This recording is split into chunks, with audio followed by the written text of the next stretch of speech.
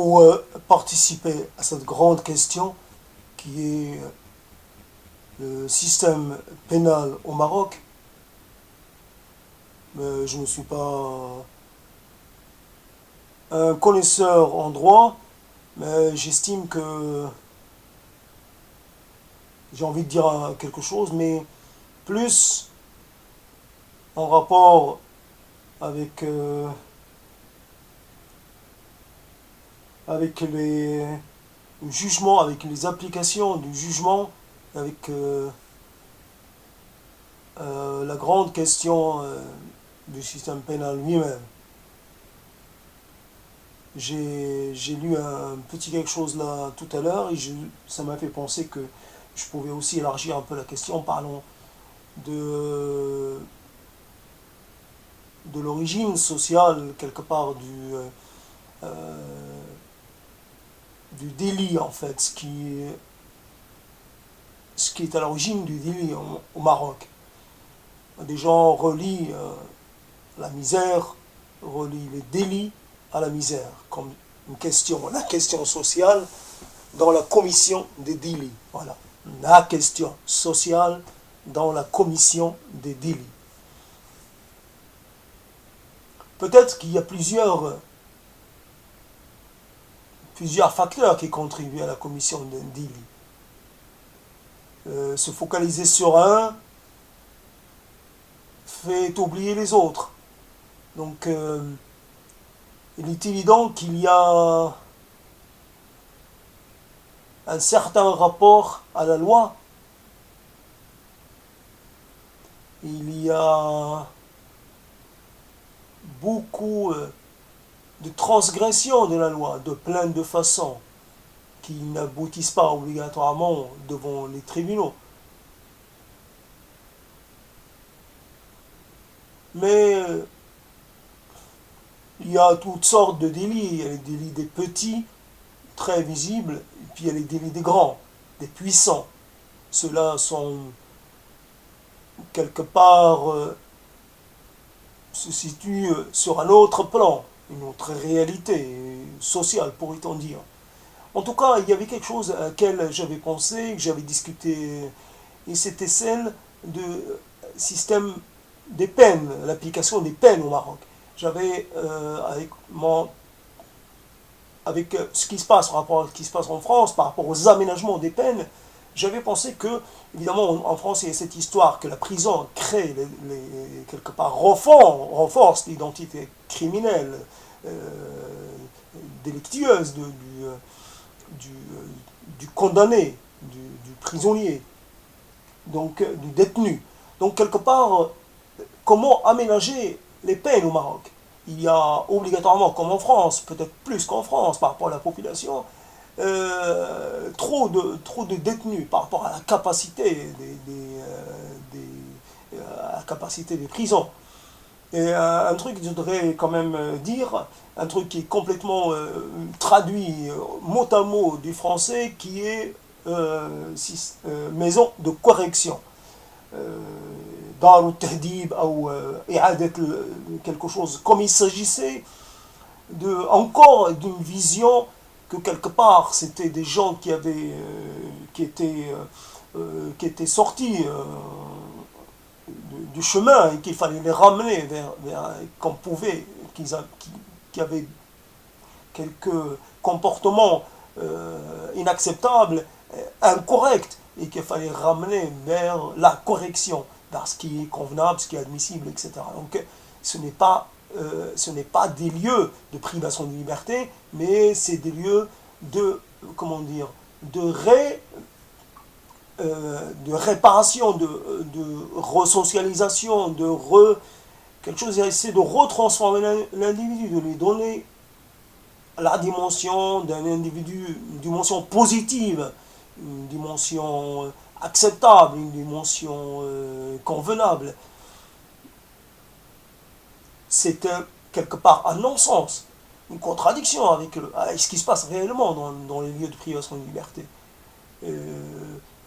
Ce sont des lieux, pas de non-droit, il s'y applique une loi à part, la loi du plus fort, la loi du plus puissant, la loi des matons, la loi des prisonniers eux-mêmes. Il y a, ce sont des lieux malsains. Un citoyen lambda, un citoyen de base, aime bien que le délinquant reçoive une sanction. Cette sanction doit se traduire par un emprisonnement. Il n'imagine pas qu'il n'y a aucune comment dire, retour positif de cette expérience, dans le sens où ça se passe de façon tellement comment dire, scandaleuse que cela ne sert à rien. Et une leçon n'a d'intérêt que si elle est comprise et acceptée. Il y a sûrement quelques personnes qui arrêtent avec, comment dire, la commission de délit, sortent de la prison avec la volonté ferme de ne plus commettre de délit.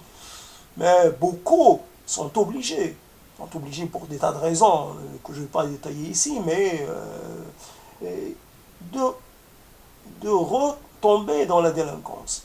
Et parce que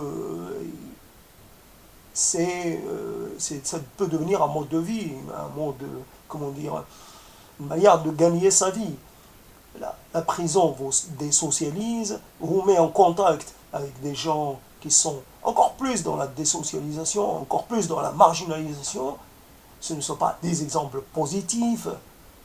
Donc l'aménagement des peines permet de soustraire un certain nombre de gens peut-être influençables, à des primo-délinquants, de les soustraire à la prison par l'aménagement de peines de toutes sortes. Les travaux d'intérêt général sont une alternative. D'ailleurs, pourquoi je parle de ce sujet? Parce qu'il est arrivé sur la place publique. On commence à en parler. Donc moi aussi, je voudrais rappeler à ceux qui m'écoutent que j'ai pensé à ça, évidemment influencé par ce qui se passe en France, mais pas parce que la France a des prisons, je veux dire, comment dire, a trop de prisonniers par rapport à la capacité d'accueil, si on peut dire, mais parce que certains délits doivent être, comment dire, certains délits doivent avoir une réponse différente. Il y a un besoin pour des délits relativement, j'allais dire, bénins. Il est obligatoirement, il y a des primo-délinquants, obligatoirement cela doit être pris en compte, la primo-délinquance. Il y a des fois des facteurs qui poussent des gens à être complices parfois passifs. Ils se retrouvent dans des situations, ils commettent un délit ou participent à la commission d'un délit, et ces gens-là reçoivent une sanction, une punition qui est trop disproportionnée par rapport à leur parcours de délinquant. C'est-à-dire, il n'y a pas de récidive, il n'y a pas de volonté.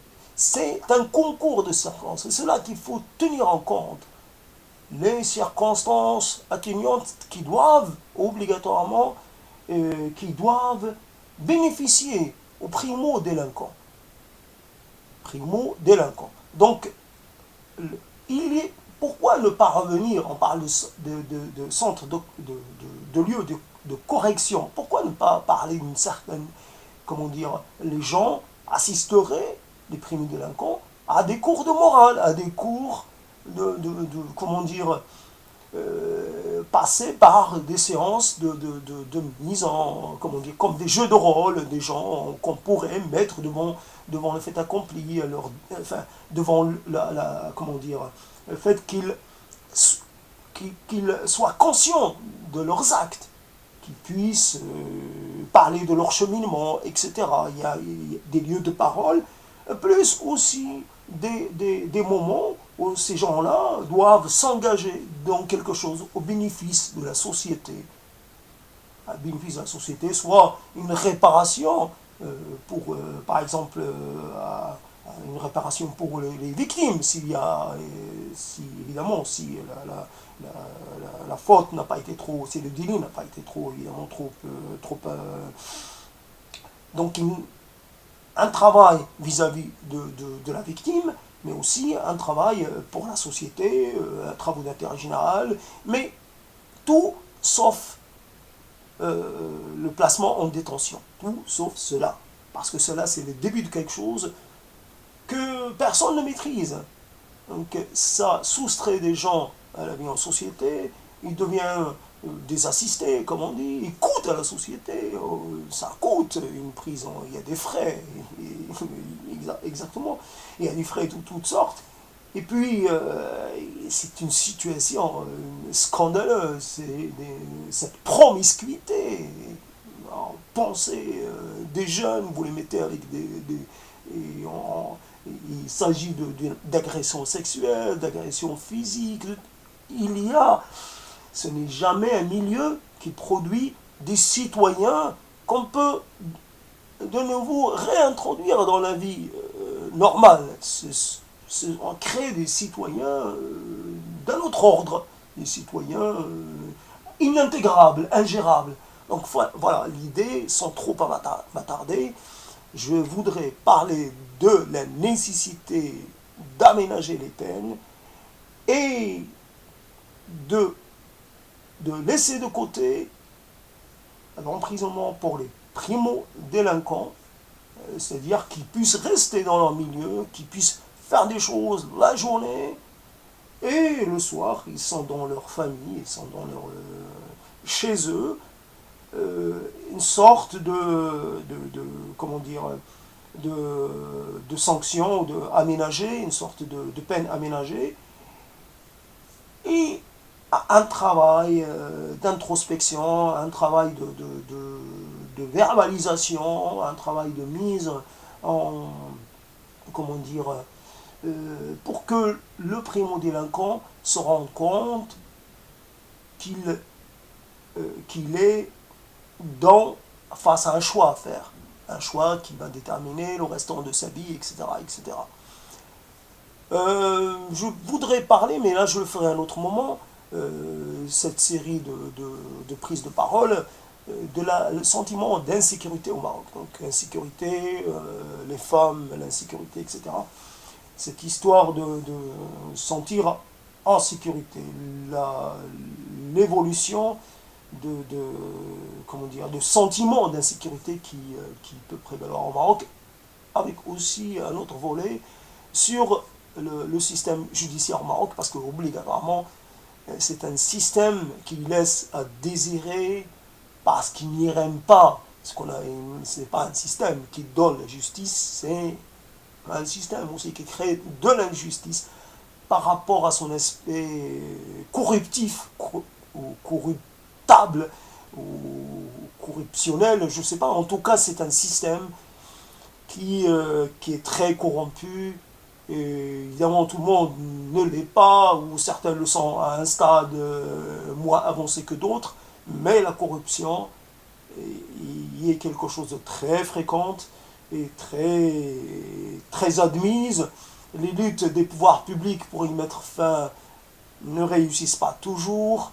On démet quelques juges, mais la pratique reste, parce qu'il y a aussi une demande sociale. Il y a des justiciables qui veulent échapper à la justice, justement, et qui veulent acheter la justice, corrompre la justice. Il y a aussi un travail à faire du côté du corps social pour qu'il cesse d'alimenter le désir d'enrichissement de certains juges, de certains magistrats. À vous de voir à un autre moment.